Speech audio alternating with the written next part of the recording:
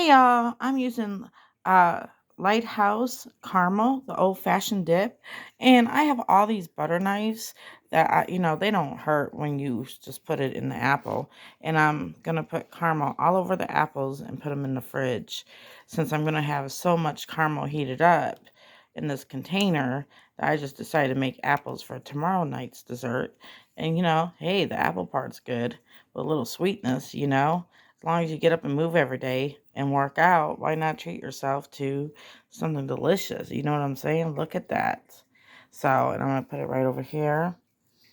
So, I'm in the middle of making stuffed peppers here soon. And then for the caramel, for the cake, see if I can do it with one hand with the camera. Oh, that's warm.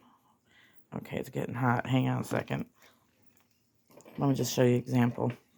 But it's butter pecan cake. And I'm gonna, don't, everybody has a little boo-boo once in a while.